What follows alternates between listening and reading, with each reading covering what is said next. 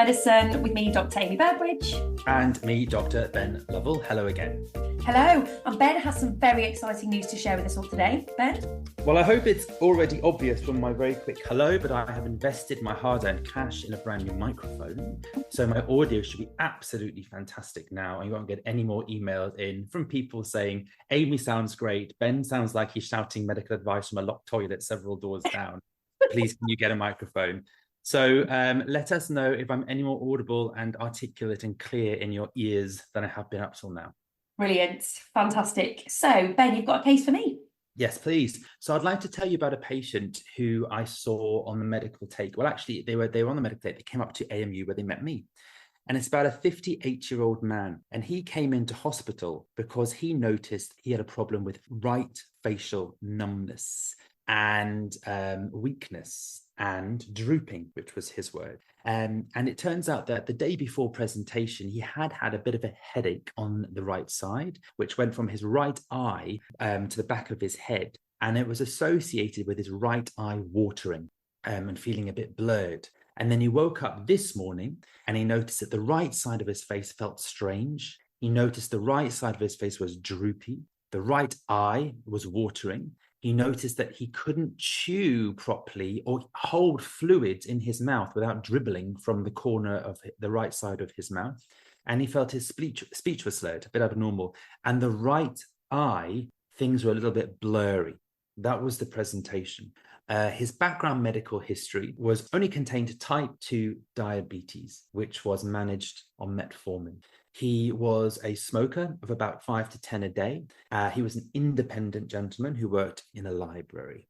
And I went to examine this patient. Before I tell you what I found, any initial thoughts or things that are going through your mind? Okay, so it's another neurology case, which, as you know, everybody knows is my favourite. Sorry about it. I'm getting better, I think. Okay, 55-year-old gentleman, smoker, hypertensive. Sorry, not hypertensive, I made that up, didn't I? Diabetic, with right facial numbness, headache, drooping. I'm starting to think, could this be something vascular? Has he had some form of infarction, a stroke? Either it be a TIA or a large stroke. I'm also thinking about, could this be a facial nerve palsy? It sounds like it's affecting that side. If it's a facial nerve palsy and it's isolated in one region, is it a mononeuritis multiplex? Although it sounds like it's affecting more areas. I'd like to think about, is this an infection, something like herpes that could be causing the facial nerve palsy? And the other thing that was going in my head is unable to chew properly. I've got somewhere in my head giant cell arteritis, but that's not really correct because it doesn't have those symptoms. So that's where I am at the moment.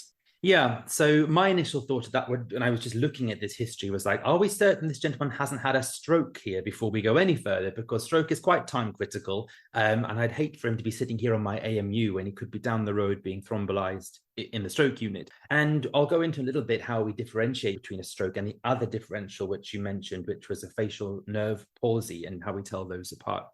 And also the other thing is, if he's saying it's numb, a facial nerve palsy is a pure motor phenomenon, right? The facial nerve supplies the muscles of facial expression, not sensation to the face. Sensation to the face is by the trigeminal nerve. So This was my initial thought. So I went to see the patient. Vital signs, unremarkable. Blood pressure, heart rate, respiratory rate, temperature, SATs were all completely normal. So looking at his face, clearly from the end of the bed, the right side of his face is drooping a little. And I examined the power to his face. He could not blow his cheeks out because he couldn't hold a seal on the right-hand side. So he kept collapsing. He could not screw up his eyes tight on the right. And when he tried to screw his eyes up tight, I noticed his eyes rolling up into his head as he tried to do it. But the right eye did not close fully, even with maximum effort. Crucially, he could not raise his right eyebrow. So the right side of his frontalis muscle was also paralyzed. That was the power. The sensation to his face, he just felt the entire right side of his face felt abnormal, felt numb to him, like it couldn't move properly. The other cranial nerve examinations were fine. He had a preserved corneal reflex on the right. And his limb examination and cerebellar examination was completely normal. So that's where I was put with the examination side of things. And I had a look at his blood test results, and they were all clearly normal as well. Full blood count, CRP, Usinese, LFTs were done. Also, a venous blood gas and lactate were all within normal limits. And his ECG showed normal sinus rhythm with no dynamic or ischemic changes. So just to clarify, his third cranial nerve was okay, and the eye movements, there was no ophthalmoplegia in the There was eyes. no ophthalmoplegia, no. Oh, okay, so you've done bedside investigations. ECG you said was normal, there was no atrial fibrillation. Glucose, Glucose was normal, okay. 5.9 in the context of he's got known well-controlled type of diabetes. Okay. So blood test wise, you said full blood count, Usinese, LFTs, they were normal. Thyroid function?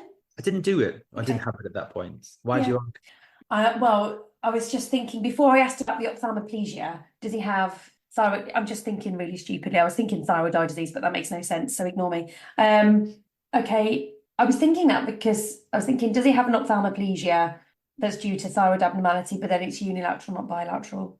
CRP, ESR, I'm thinking about some mononeuritis multiplex and vasculitic processes that could be going on. But I would expect if it was a vasculitis to have some abnormal bloods, maybe the hemoglobin would be low, the CRP would be high. So that probably doesn't fit either. I guess we're going to need to scan, aren't we? We're going to need to do a head scan to find out, maybe look in the back of his eyes, actually. Should we do some fundoscopy?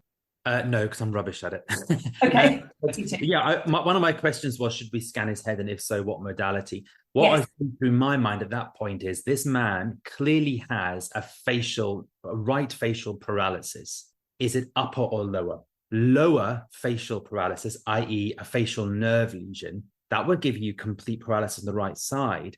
And the clue, whether it's upper or lower, is whether the frontalis muscle, whether the eyebrow raising is affected or not. I remember from my medical school days, upper spares upper, i.e. if you have an upper motor facial nerve lesion, a stroke, or any kind of brain problem, then you still would have normal motion of the frontalis muscle. The reason being the the nuclei, facial nerve actually controls both sides of the frontalis muscle.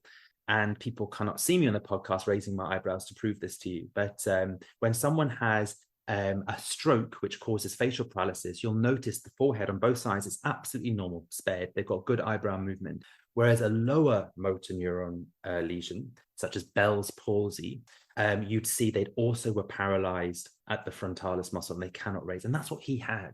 So at that point in time, he was pointing towards a lower motor facial nerve lesion. Bell's palsy, for example, which is idiopathic facial nerve paralysis, as we know. And like you, I was thinking he has got a history of diabetes, and that means you're more risk of developing a mononeuritis. So could that have affected the facial nerve?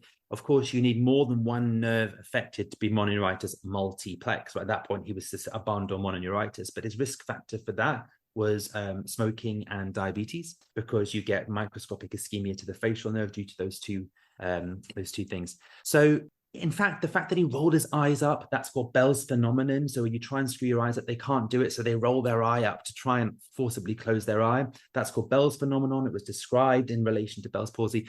This was all pointing towards good old-fashioned Bell's, except the sensory loss, the sensory alteration, because Bell's palsy is a pure motor phenomenon. Facial nerve it does a couple of other things. It does taste the anterior two-thirds of the tongue, and it does your stapedius muscle, which I cannot test at the bedside, but it is motor to the facial nerves. So I couldn't think why he also was reporting, but it feels abnormal. The sensory had changed. That does not fit with a lower motor facial nerve palsy such as Bell's.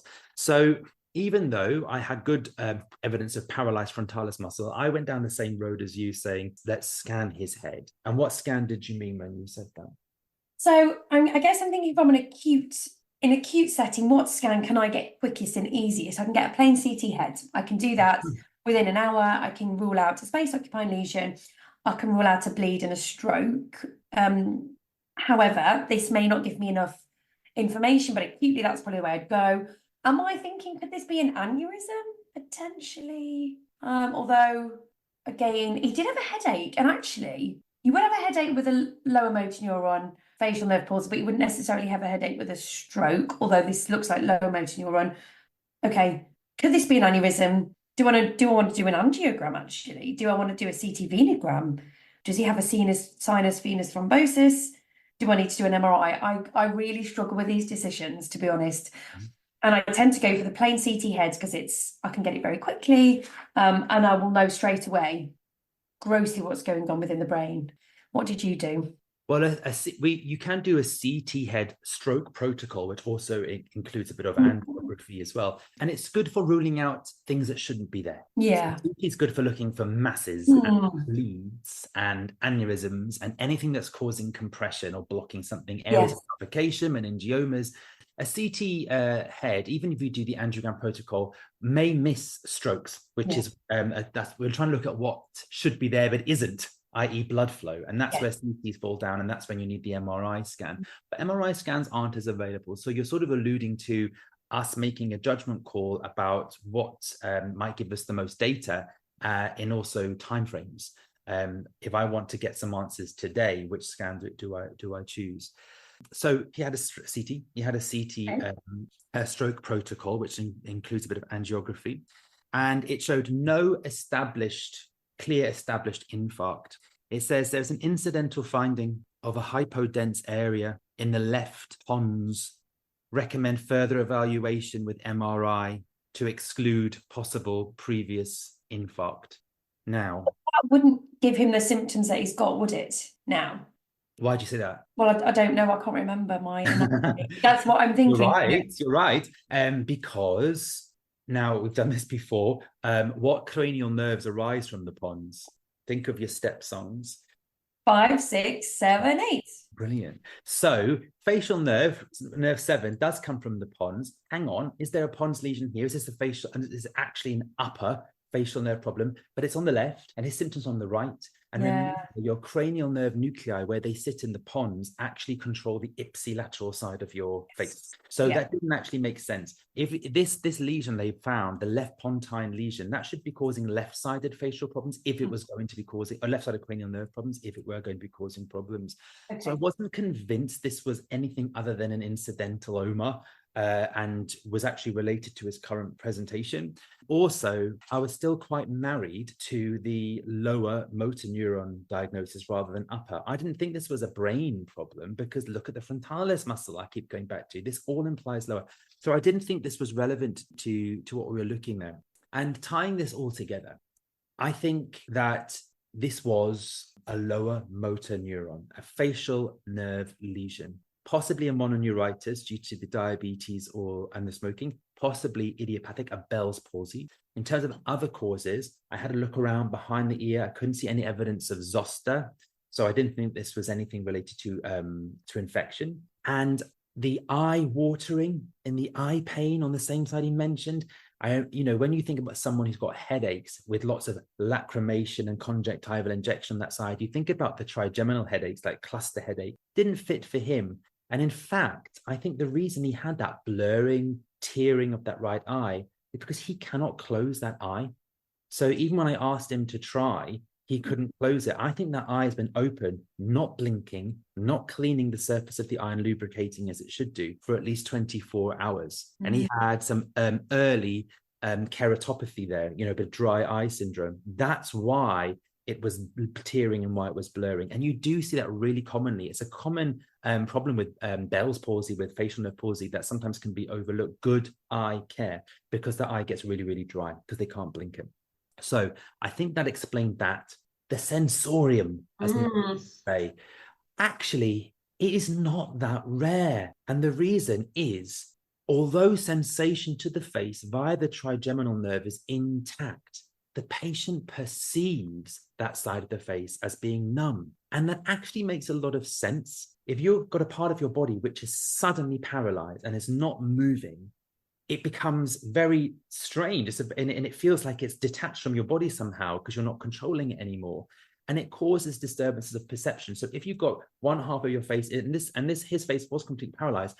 If you've got one half of your face which is simply not moving, and you're rubbing it and tapping it, and people can't see on the podcast me slapping my own face, it's just not doing anything. Your brain perceives that as like sort of immobile flesh. and it actually perceives a numbness to it that is not really there. Does that sort of make sense? Yeah, absolutely. So you do actually get this abnormal perception of sensation over the affected paralyzed area, even though the sensory tracts are still intact. So actually all chime together really, really well. So I decided to treat it as a lower motor facial nerve palsy. And I usually do this with steroids. And I think there is good evidence that a short course of prednisolone, it does improve outcomes and make you more likely to regain full power quicker. And this is whether it's the Bell's palsy. And also steroids are a pretty good treatment for someone who does have a mononeuritis because there's inflammatory mediation there. So I gave a short course of steroids, just 60 milligrams, just for 5 days and then stop, just to try and make sure he had a good outcome and regain the movement to that side of his face.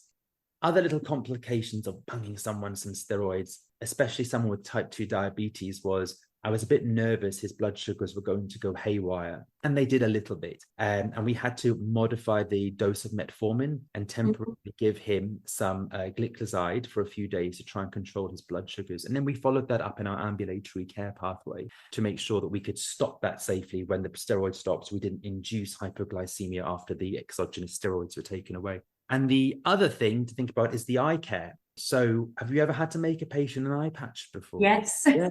So this is, I agree with you about with facial nerve palsy. One of the things that we don't often do very well is manage their eyes. And I have people coming back to SDEC saying, but I've got really bad eye pain.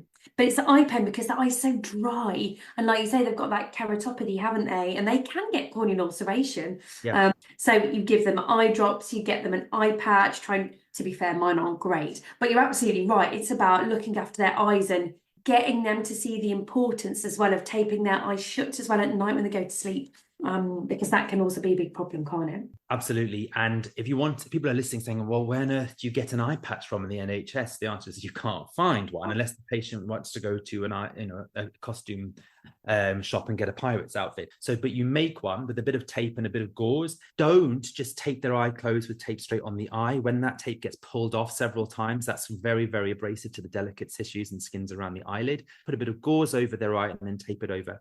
And just recommend they keep it on. Apart from washing and showering and things, until they're able to fully close their eye again. And as you say, that protects them from some pretty nasty ophthalmic complications, including corneal ulceration. So there you go. So I thought there was an interesting case because you have the whole decision-making process about upper versus lower neuron when you have someone with a paralyzed face. Really important to differentiate stroke from Bell's, for example, and the frontalis muscle always holds the clue. I think it was interesting because it's good to throw up considerations around eye care when someone has a facial nerve palsy. Yeah. And also that little nugget about the abnormal sensory perception, even though it's actually just a pure motor pathology that you're looking at, because I thought it was quite interesting. Can I check what your thoughts are on acyclovir usage in patients who you think have facial nerve palsy secondary to herpes virus? I think it's evidence-free. I think if someone did have zoster, I would give acyclovir because that's part of my usual care for someone with if you can see it. Anyway. Yeah, absolutely. Any vesicles, then I do not give that. Acyclovir, it can induce pretty nasty AKI actually. Yeah. And the liver problems that go with it as well. And it's a lot, isn't it? Like they have to take it 5 times a day. So it's not something that you're going to be using. Is it 3 times a day or 5 times a day? So it's a lot of times a day. I can't remember the top. The big pill burden, yeah. And you're right, when the evidence is not there. But steroids, as you say, can be very helpful, can't they? We actually see quite a lot of facial nerve palsies come through SDEC and a lot of cranial nerve palsies actually. So we get quite a lot of isolated third nerve palsies, which we're always going to be thinking about the posterior communicating artery aneurysms. But it's something that we're seeing more and more of actually. It's one of those things that I do sort of panic a little bit. Don't want to miss anything big that could be going on. I guess the final sort of postscript to this is what about this pontine lesion on the CT scan? Oh, yeah. I think it's completely unrelated to what we were talking about here and the presentation. But if someone has reported a CT scan and says this could possibly represent an older, mature infarct, that does need to follow up. Yeah. If someone had a stroke in the past that did not come to clinical attention, they need to be on appropriate secondary prevention. So we're talking statins and antiplatelets.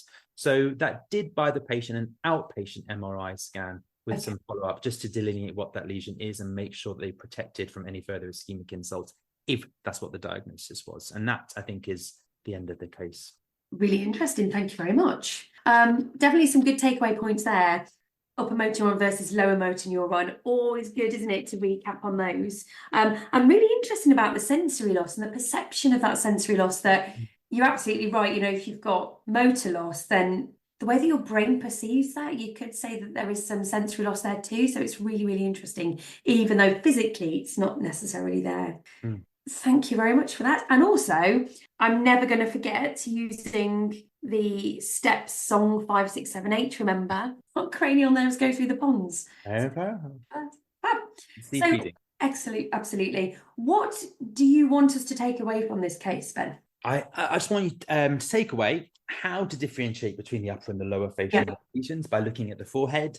Think about eye care in terms of lower facial motor lesions, and thinking about how things fit together with scan findings and neurology. It's very easy sometimes to say, oh, look, there's something on this CT scan, we better get an urgent MRI. But just stop and think, is this at all related to what we're looking at today, or is this something incidental that does need follow-up, maybe on an outpatient timeline?